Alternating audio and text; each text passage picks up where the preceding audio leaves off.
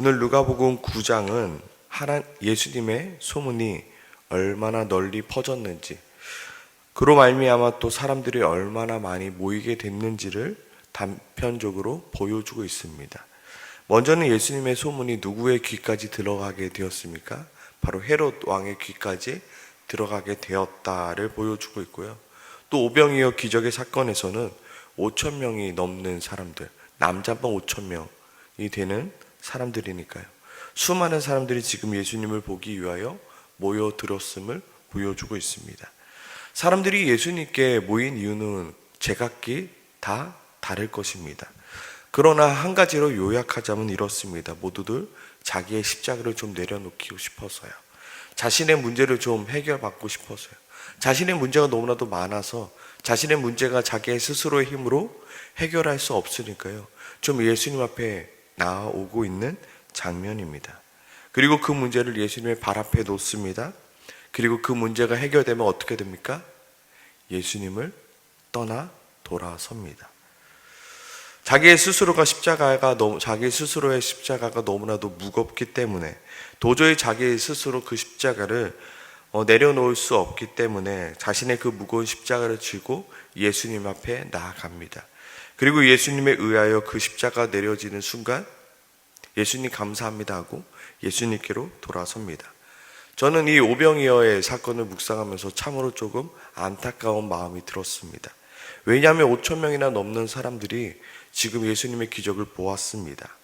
그리고 예수님이 허락하신 빵과 그 물고기를 먹었습니다.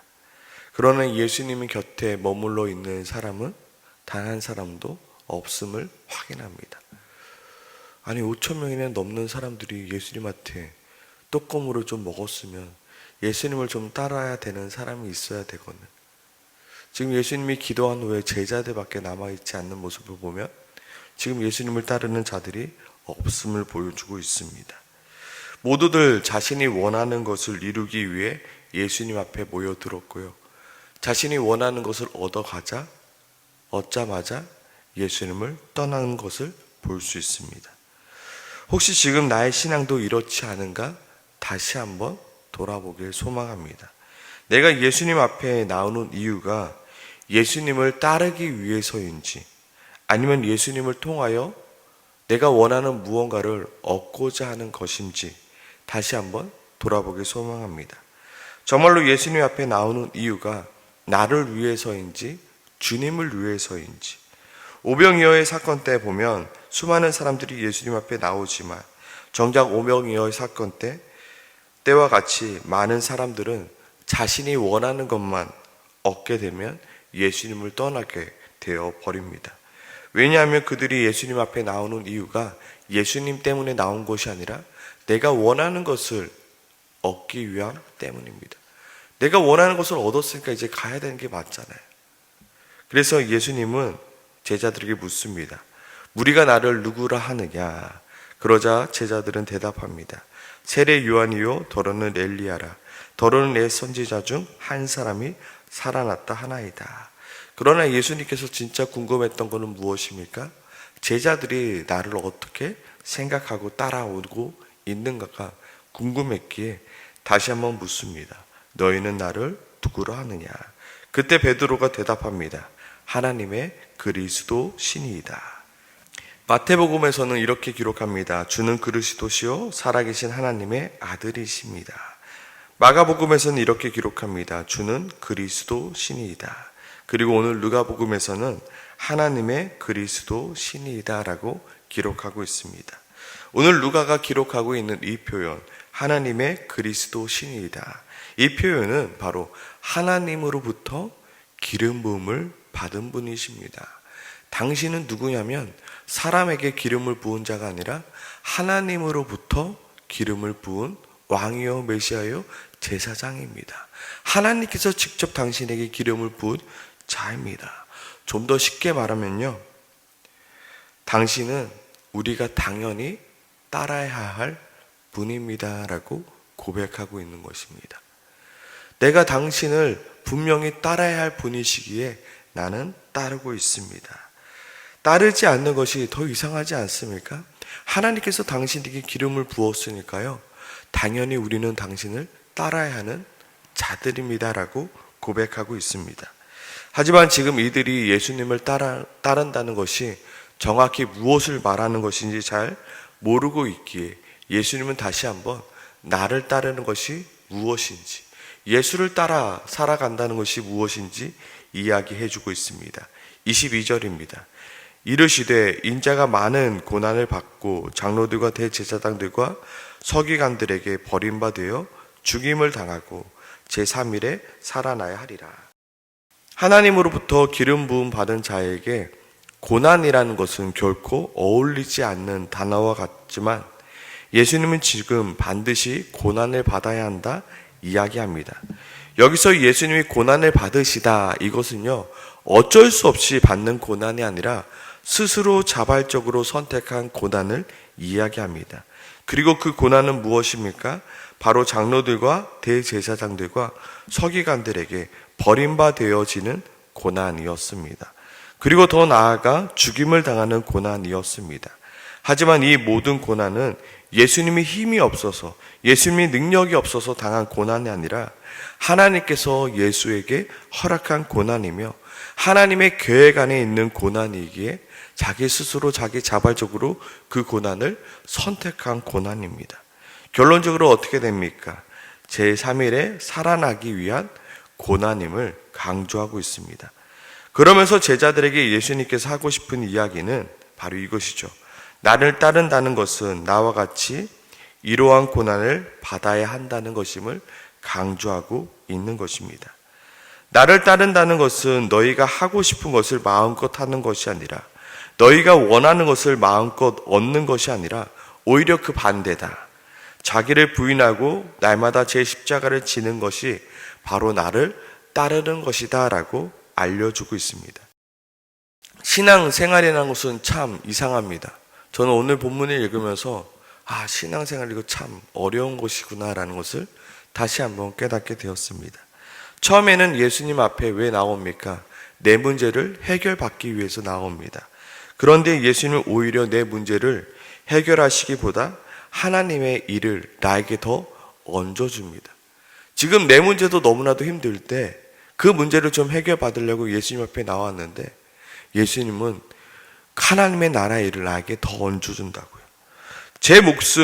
내 목숨 구원받고자 예수님 앞에 나아오는데 예수님은 오히려 예수님은 자신을 위하여 우리 자신의 목숨을 달라 이야기합니다. 내 십자가를 좀 내려놓고자 예수님 앞에 나왔는데 예수님은 오히려 그 십자가를 짊어지고 나를 따라오라 말합니다. 오늘 본문은 우리에게 다시 한번 이러한 질문을 줍니다. 이래도 너는 예수님을 따라갈 거니? 이럼에도 불구하고 너는 나를 따라올 거니? 라고 묻고 있는 것입니다. 많은 고난을 받아야 함에도 너는 예수님을 따라가겠는가? 많은 사람에게 버림바 되어질지라도 너는 예수님을 따라가겠느냐? 죽임을 당할지라도 너는 예수님을 따라가겠느냐? 만약 그럼에도 불구하고 예수님을 따라간다면 너 또한 예수님 같이 부활에 참여하는 자가 될 것임을 이야기해 주고 있습니다. 바로 27절 말씀이죠. 내가 참으로 너희에게 이르노니 여기에 서 있는 사람 중에 죽기 전에 하나님 나라를 볼 자들도 있느니라. 여기에 서 있는 자가 누구입니까? 바로 예수님을 따라가겠노라 고백하는 자, 결단하는 자죠. 내가 원하는 것만 받고 돌아가는 것이 아니라 내가 고난을 받을지라도 예수님을 따라가겠노라 결단한 자들이며 많은 사람들에게 버림바 되어질지라도 예수님을 따르겠다 결단한 자들이며 죽임을 당할지라도 예수님을 따르겠다 결단한 자들입니다. 오늘 본문은 우리에게 묻습니다. 그럼에도 너는 예수님을 따르는 자가 될 것이냐? 아니면 너가 원하는 것만 얻고 다시 너의 삶으로 돌아가는 무리로 남을 것인가? 예수님은 절대로 강요하지 않습니다. 제발 내 제자가 되어달라 강요하지 않습니다. 무리들이 떠나가실 때도 너는 이렇게 먹고 그냥 가냐라고 사람들을 나무라지 않습니다. 하지만 예수님은 계속해서 묻습니다. 그럼에도 너는 나를 따르는 자가 될 것인가? 그리고 나서 예수님은 우리에게 말씀하십니다. 나를 따르는 자가 되려면 그에 맞는 각오를 해야 될 것이다. 어떤 각오요? 고난을 받을 각오요. 버림바 되어질 각오요. 죽임을 당할 각오요. 그러나 내가 너희에게 약속한 것은 그럼에도 불구하고 내가 3일 만에 부활한 것처럼 너희도 부활하게 될 것이며 너희도 죽기 전에 하나님의 나라를 볼 것이다 말씀하고 있습니다. 우리 모두가 나를 위한 신앙생활이 아니라 주님을 위한 신앙생활을 하길 소망합니다. 내 고난 피하기 위한 신앙생활을 하는 것이 아니라 그저 내 고난 피하고자 신앙생활하는 것이 아니라 기꺼이 주님을 위하여 고난을 받을 준비를 하는 우리의 신앙생활 되길 소망합니다. 버림바 되어지지 않게 하나님 저 사람들이 나를 무시해요.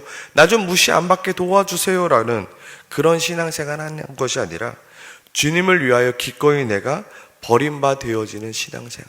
내가 주님을 위하여 내가 이것까지 내가 감수하겠습니다. 내가 이렇게까지 되겠습니다 라고 죽임을 당하지 않기 위해서 신앙생활 하는 것이 아니라 주를 위하여 기꺼이 죽임을 당하는 자리에 나아가는 신앙생활이요.